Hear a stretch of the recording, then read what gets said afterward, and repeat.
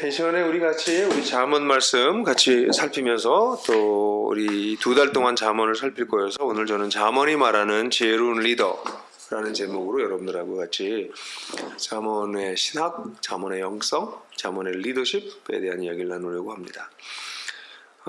오늘 본문은 잠언 1장 1절부터 7절입니다. 한번 같이 다 같이 한 목소리로 읽겠습니다.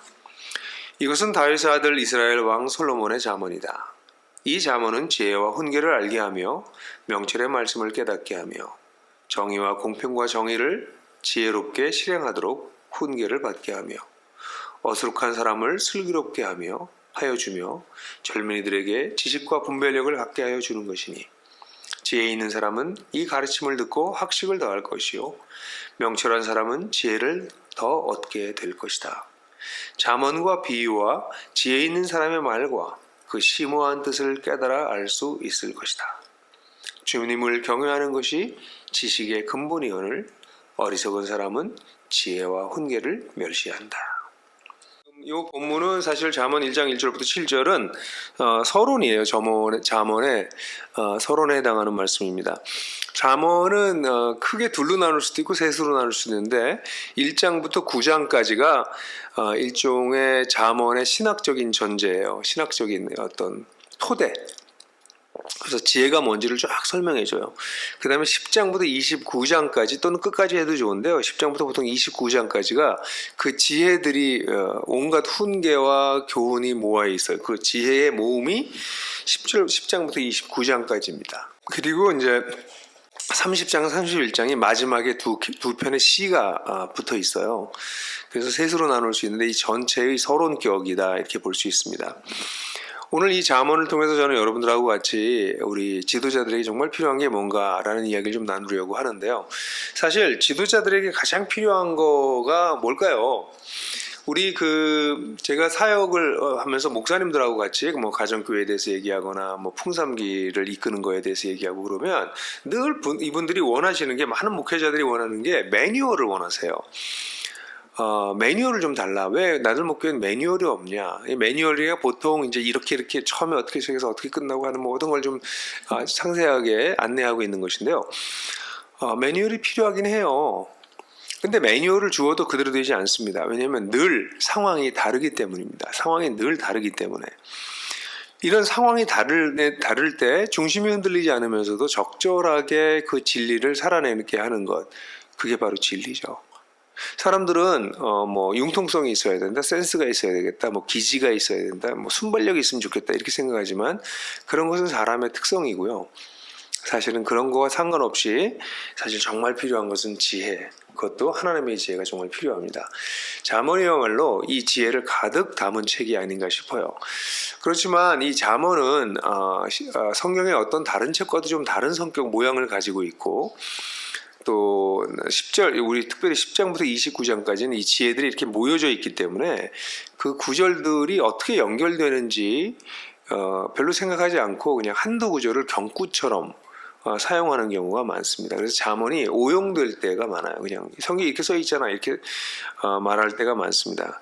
사실은 성경 전체의 맥락에서 잠언을 이해하고 잠언 전체에서 그 본문을 이해하는 게 굉장히 중요합니다. 그렇지 않으면 사실은 잠언은 잠언 내에서 서로 상충되는 얘기를 하고 있는 것처럼 보이는 구절들이 막 있어요. 그게 어떤 경우에는 이렇게 붙어 있기도 합니다. 몇 가지 예가 있는데 아주 그 대표적인 예를 들면 잠언 26장 4절과 5절을 보면요. 미련한 사람이 어리석은 말을 할 때는 대답하지 말아라. 너도 그와 같은 사람이 될까 두렵다. 미련한 사람이 어리석은 말을 할 때는 같은 말로 대응하여 주어라. 그가 지혜로운 채 할까 두렵다. 어쩌란 말이에요.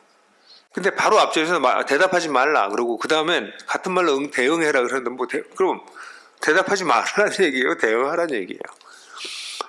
그러니까 성경을 자꾸적으로 받아들이는 분들은 이런 구조들을 좀 당황스럽죠. 이 전체적인 맥락에서 상황에 따라서 다르게 대응하라는 얘기지. 어리석은 말하면 난 대답 안 해. 성경에 대답하지 말라고 그랬잖아. 그래서 난 말 안 해. 이것도 아니고 또 그 사람이 스스로 지혜로운 척 할지 모르니까 내가 말로 대응해 줘야 돼. 그것도 아니고 때에 따라 다른 거죠. 그러니까 이 잠언을 잘못 잘못 사용하는 것은 성경 전체의 맥락을 놓쳐버린 상태에서 그 구절들을 프루프 텍스팅이라고 그러죠. 증거해주는, 자기를 서포트해주는, 지원해주는 구절로 사용하려고 하면 안 되는 것이죠. 성경을 잘못 오용하는 아주 대표적인 그런 케이스가 될 수 있습니다. 그래서 저는 오늘 여러분들하고 같이 일단 이 지혜, 이 잠언이라고 하는 책이 성경 전체에서, 성경 신학이라고 할 수도 있는데요, 성경 전체에서 이 잠언이라는 것이 어디에 어떻게 위치하고 있는가, 어떤 맥락에서 이 본문이 지혜가 쓰여지고 있는가라는 얘기를 좀 여러분들하고 하고, 그러한 다음에 그런 지혜로운 삶과 지혜로운 리더가 되기 위해서 우리가 알아야 될 어떤 신학적인 틀, 이런 이야기들을 드리려고 그래요. 그래서 그런 면에서 잠언 1장 1절부터 7절까지를 제가 자세하게 얘기하기보다는, 잠언 1장 1절부터 7절까지가 사실 서론격이기 때문에 저는 서론적인 성경 전체적으로 여러분들이 지도자로서 이해해야 될 부분들을 좀 설명해 드리려고 합니다. 첫 번째, 성경 전체가 가르치는 지혜는요, 어떤 사람들은 이 잠언을 공부하는 학자들 가운데서도 어떤 사람들은 이것이 이제 많은 사람들이 동의하는 것 중에 하나는 이제 창조와 관련이 있다, 이렇게 얘기를 합니다. 이건 다들 동의해요. 이 하나님의 계획이 창조 속에 나타나잖아요. 창세기 1장 2장에. 창세기 1장을 보면 하나님의 형상으로 지음을 받았습니다, 인간은. 그러니까 인간은 이 지혜의 원천이신 하나님의 형상을 따라 지음을 받았어요.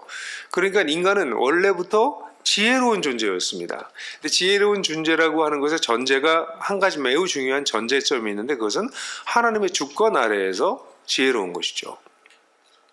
그게 인간의 특징이었습니다. 그래서 인간은 그 지혜로움으로 여러분들 그 동물들의 이름을 줘준다거나, 또 아담이 이불을 봤을 때 너무나 아름다운 시를 만들어낸다거나, 이런 것이 다 지혜와 관련된 것이죠. 그렇게 하나님은 원래 인간을 지혜로운 존재로 창조하셨습니다. 근데 문제는 인간이 실패하죠. 타락하는 것이 창세기 3장인데, 그때 하나님의 권위, 더 정확하게는 하나님의 말씀의 권위를 부정했을 때 사람들은 이 지혜를 상실하게 됩니다. 지혜의 근본이 하나님을 경외하는 것입니다. 하나님을 하나님으로 여기는 것이라고 표현할 수도 있고, 하나님을 마땅한 존중을 드려서 하나님을 존중하고 하나님께 순종하는 것을 경외라고 표현할 수도 있고, 시편 우리 잠언에 나오는 것처럼 악을 멀리하는 것, 왜냐하면 하나님이 악과 멀기 때문에 악을 멀리하는 것이 하나님을 경외하는 것이라고도 말할 수 있는데, 인간은 그 하나님 경외하기에 실패했어요.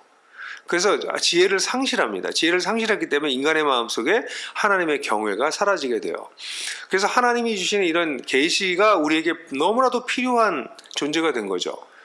근데 인간이 이 하나님의 계시를 무시해서 문제가 생겼지만, 하나님의 계시를 주시는데도 그 계시를 떠나서 단순히 인간이 자신의 경험하고 있는 세상, 우리의 일상의 삶을 해석하려고 할 때 인간의 지성과 이성은 곧잘 잘못 사용돼요. 그러니까 인간의 타락으로 인해서 인간은 우리의 지성이, 우리의 한계를 가지게 됐다. 하나님의 경외함이 빠진 상태에서 인간의 지성과 이성은 잘못 사용될 수 있는 가능성이 굉장히 높아졌다. 이것이 이제 인간의 모습이죠. 그래서 온갖 문제들이 이제 생겨나잖아요, 창세기에.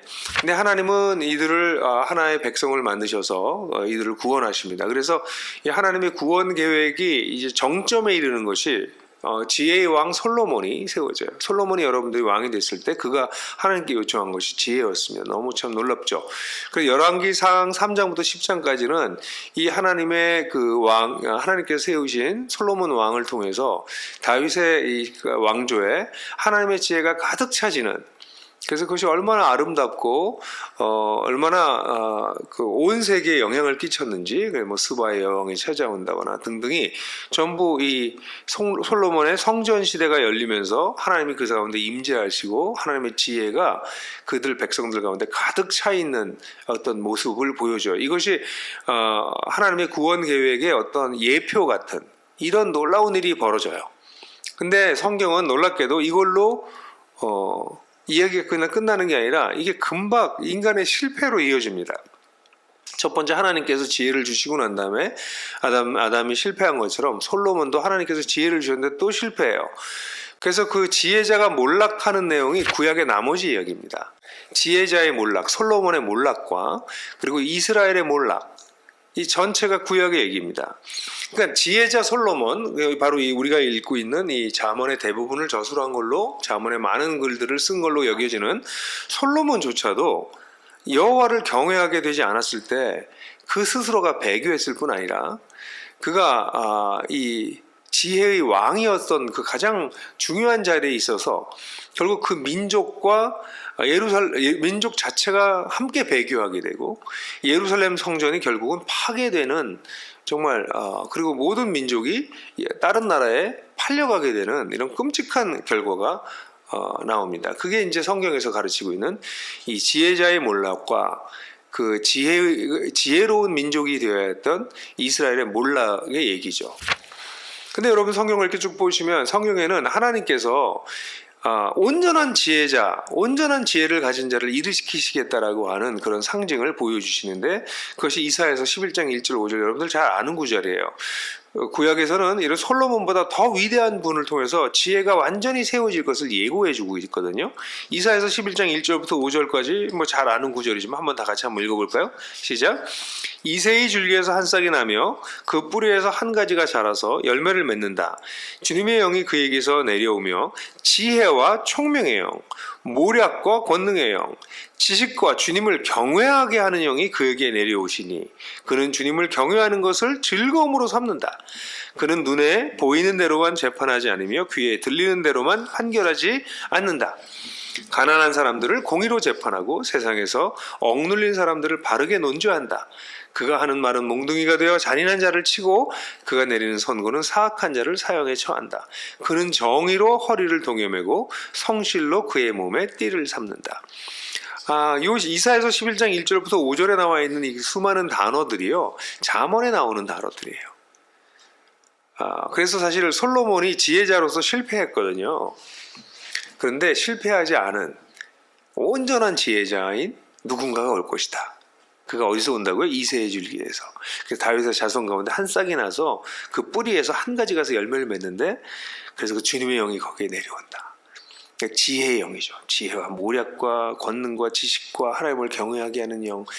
이게 그러니까 이 잠언에 나와 있는 이 내용이 온전하게 드러나게 되는 그런 분이 오실 것이다. 라고 하는 것을 이제 예고하는 것이 구약의 말씀이죠.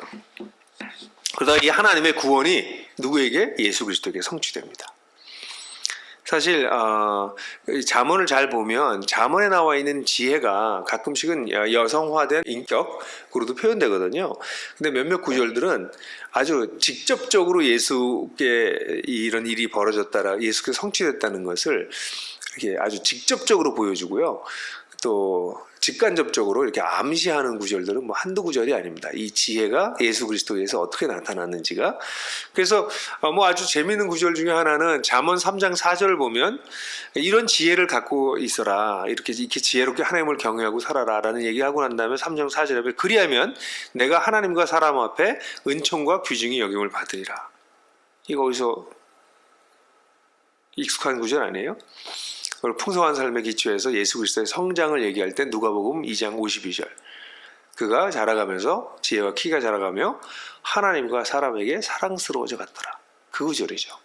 이 지혜를 온전하게 갖춘 사람의 모습으로 예수님을 소년 예수를 그리고 있어요. 누가복음 14장 15절 24절 같은 경우에 보면 이 잔치자리를 얘기하시면서 그 잔치자리에 사람들 초대하는 이야기가 나오거든요. 이 내용은 사실 잠언 9장 1절부터 6절의 내용을 그대로 거의 예수님이 당신의 말로 패러프레이즈 풀어서 얘기한 가르침에 거의 해당해요. 잠언 9장 1절 보면 지혜가 여기 지혜는 여성 명사로 된 인격화된 지혜인데요.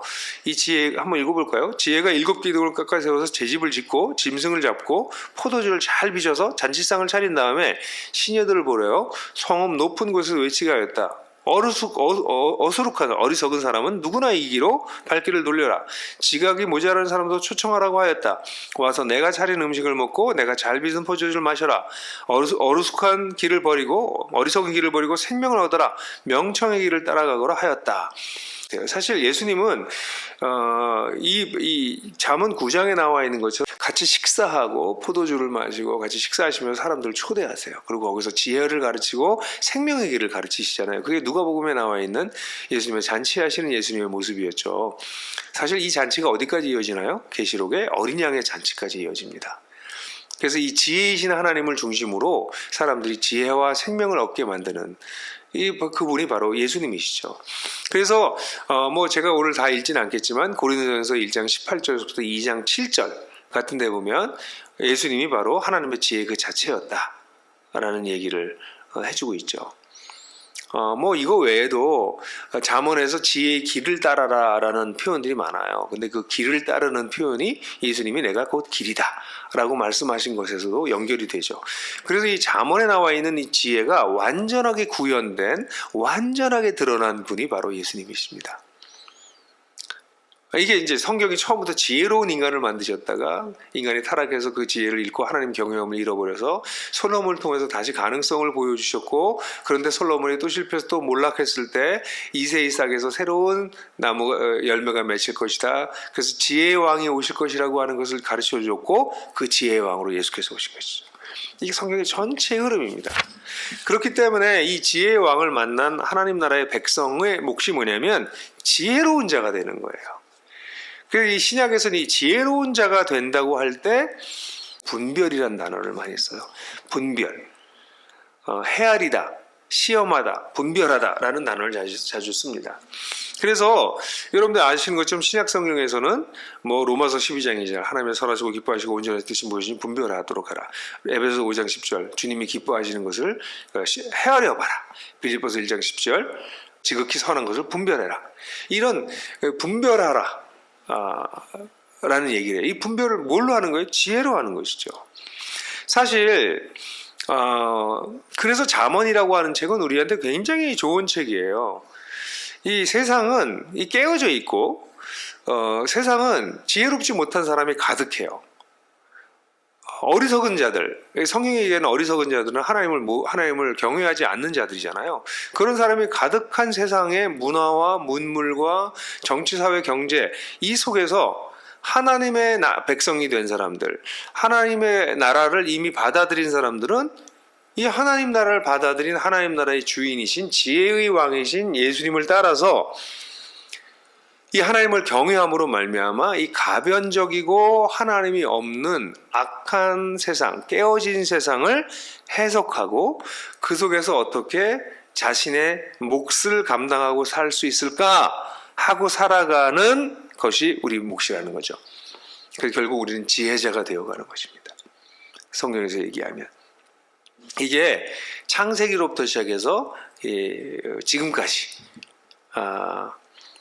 전체 성경에서 가르치는 가르침이에요.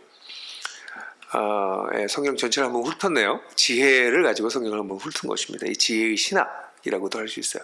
그런 맥락 속에서 잠언이 쓰여진 것입니다. 그러니까 우리는 잠언을 그런 면에서 이런 관점에서 잠언을 여러분들이 읽으시면 좋을 것 같아요.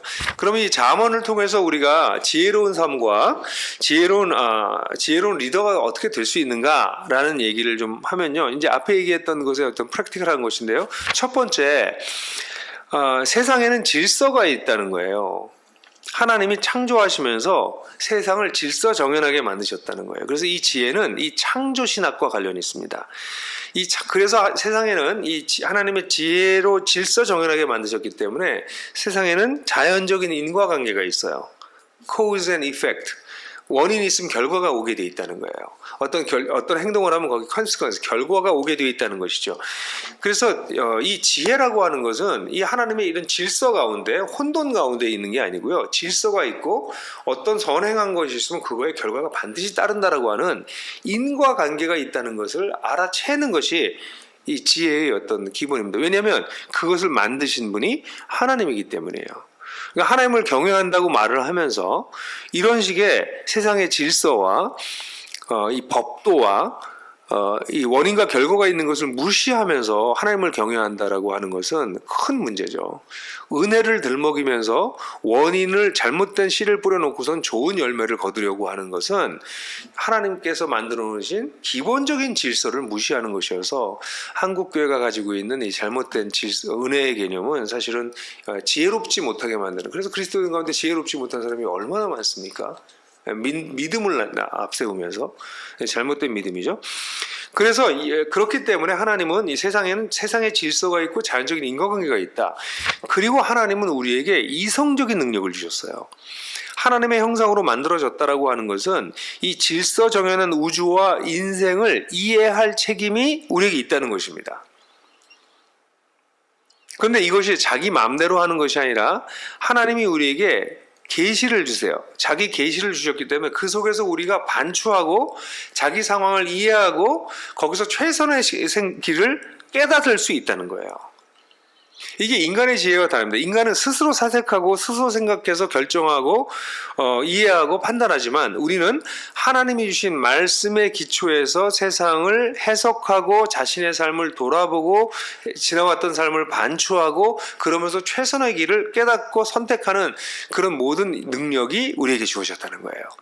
우린 지혜로운 존재로 만들어졌다는 것이죠. 그것이 우리에게 책임이 있다는 것입니다. 그런 것이. 그래서 저는 어떤 많은 그리스도인들이 하나님의 주권 또는 하나님의 은혜를 얘기하면서 자신이 마땅히 생각해야 될 걸 생각하지 않고 마땅히 책임져야 될 걸 책임지지 않는 행위는 신앙을 잘못 받아들이고 성경 전체를 균형 있게 바라보지 못한 결과라고 생각해요. 그러나 여기서 우리가 한 가지 알아야 될 것은 인간에게 이런 이성적 능력이 주어졌지만 하나님의 계시가 필요한 것처럼 죄가 끼친 영향이 심대하다는 것입니다. 인간의 죄로 인해서 이 질서에 혼란이 이미 생겨버렸고 세상 질서에 이런 혼란이 생긴 것은 대부분 이 인과관계의 문제예요. 악을 뿌리고 악을 행해서 악의 결과가 나오는 거거든요. 그래서 이것이 세상 전체에 모든 영향을 끼칩니다. 그래서 이런 하나님을 따라가지 아니하고 하나님을 경외하지 아니하고 그리고 이런 혼란 속에서 살아가면서 힘을 가지고 산다거나 자기를 의지하고 산다거나 하는 자가 성경에서 어리석은 자예요. 잠언에서. 그래서 어리석은 자가 되지 말아야 된다라고 하는 것은 이 죄가 끼친 영향을 극복하는 것을 뜻합니다. 그래서 죄가 끼친 영향을 성경에서는 이 어리석은 자로 미련한 자라고 하는 표현으로 얘기하고 있죠. 근데 그러면 이런 인간이 가지고 있는 이런 한계를 어떻게 극복할 수 있는가? 이 한계를 극복할 수 있는 것이 인간의 지혜는 한계가 있기 때문에 이 죄성이 인간의 이해에 제약을 주기 때문에 이걸 극복하는 것이 하나님을 경외하는 것입니다. 이게 이 잠언의 아주 핵심 구조예요. 그래서 하나님 경외라는 얘기가 계속 나오는 겁니다. 하나님을 괜히 두려워하고 떨라는 얘기가 아니라 죄로 인해서 인간의 지혜가 제대로 작동할 수 없기 때문에 근데 이 지혜가 작동하지 않으면 질서정연하게 만들어주시고 인과 법칙에 의해서 세상을 움직이시고 있는 하나님을 이해하지 못해서 문제가 생기기 때문에 인간은 자신의 그 이성의 능력을 회복하기 위해서 바로 생각하고 바로 분별할 수 있기 위해서 하나님을 의지해야 되는 거죠. 그게 바로 하나님을 경외하는 것이고 하나님을 경외한다는 얘기는 다시 말해서 하나님의 계시, 하나님의 말씀을 의지하는 것을 뜻합니다. 그렇지만 여기서 또 한 가지 알아야 될 것은 인간이 하나님을 경외한다 할지라도 하나님이 모든 것을 우리에게 알려주시고 계시하지 않기 때문에 이해하지 못하는 신비가 존재한다는 것도 알아야 됩니다. 그래서 어떤 부분들은 우리가 알지 못한다. 신비한 영역으로 남겨놔야 되는 우리의 한계는 여전히 남는 것이죠. 그래서 하나님은 이런 속에서 우리에게 하나님께서 그렇게 계시하시고 인간에게 책임을 물으세요. 굉장히 중요한 거죠. 이 잠언의 얘기는 하나님이 결정을 내려주지 않는다는 거예요. 네가 결정하라는 거예요. 이성의 은사를 사용해서 하나님의 이 말씀에 하나님의 이 가르침의 틀 속에서 계시의 틀 속에서 자신의 상황을 해석하고 의사결정을 할 책임이 너한테 있다고 또 그것을 돌아보는 반성하는 것도 너에게 있다고. 그러니까 인간에게 하나님께서 거의 모든 책임을 우리에게 주셨고 우리를 그걸 인도하신다는 겁니다. 그러니까 요 포인트에서 한 가지 우리 지도자들에게 말씀드릴 것은 지도자들이 교회 그리스도인 지도자들이 많은 경우에 하나님의 은혜와 하나님의 주권으로 자꾸 도망가요. 하나님의 은혜와 주권은 하나님이 우리에게 그냥 한량없이 주시는 것이거든요. 근데 우리가 신경 써야 될 것은 우리는 그걸 철저하게 의지하지만 하나님의 주권과 하나님의 은혜를 정말 의지하지만 또 한 가지 우리는 치열하게 생각하고 분별하고 결정해야 됩니다. 생각하고 고민하고 결정하는 것이 마치 비성경적이고 비신앙적인 것처럼 얘기하는 그래서 반지성주의가 한국교회에 너무 많잖아요. 그게 믿음인 것처럼 얘기하는 것은 잠언의 가르침과 또 성경 전체의 가르침과 아주 전적으로 위배됩니다. 그러니까 좀 어려우면 하나님의 은혜 찾고 어려우면 안 되면 하나님 주권 찾고 하는 것은 옳지 않아요. 우리는 끝까지 우리의 책임을 다하고 하나님이 주신 이성을 가지고 하나님의 말씀을 가지고 분별하고 이해하고 결정하고 성찰하고 반성하고 평가하고 이런 것들 다 하나님께서 원하시는 겁니다. 그래서 이 잠언은 우리 가정교회를 이끄는 우리 지도자들, 교회를 이끌어가는 지도자들은 그런 면에서 하나님 앞에서 치열하게 생각하고 고민하는 것, 기도하는 가운데 분별하는 것이 필요하죠. 여섯 번째로 이러한 지혜를 가지고 이 잠언의 영성은 삶으로 드리는 예배를 강조합니다. 성막이나 성전에서 제사를 드리는 그런 예배의 삶에 초점이 되어 있지 않아요. 잠언에 보면 전혀 없습니다. 이 내용이. 잠언은 가정과 시장과 광장, 사회 곳곳에서 어떻게 살 것인가를 얘기하고 있는 것이죠. 가족관계, 인간관계, 성, 부, 노동, 분노, 언어생활, 사회생활, 사업, 만족, 절제, 금주 안 다루고 있는 영역이 없어요. 그러니까 잠언을 잘 이해하면 정말 우리는 지혜를 얻을 수 있는 놀라운 복을 얻을 수 있죠. 그뿐만 아니라 마지막으로 이 잠언은 이 지혜를 네가 먼저 누리고 그것을 후손에게 전수하라는 이야기를 전체에서 사실은 하고 있어요. 아들, 딸들아, 자손들아 라는 얘기를 계속해서 내 말을 듣고 명철을 배워라. 결국 어떻게 하는 거예요? 그들도 나중에 그것을 배우고 누려서 후손들에게 이것을 대물림해라. 복음, 지혜를 누리고 지혜를 전수해라 라는 게 이 잠언 전체의 가르침입니다. 저는 오늘 여러분들하고 같이 잠언의 신학, 잠언을 어떻게 봐야 될 것인가, 잠언을 통해서 우리가 어떻게 앞으로 이제 매일 우리가 2달 동안 잠언을 묵상할 거잖아요. 오늘 설교가 여러분들에게, 오늘 강의가 여러분들에게 길라잡이가 되기를 바라요.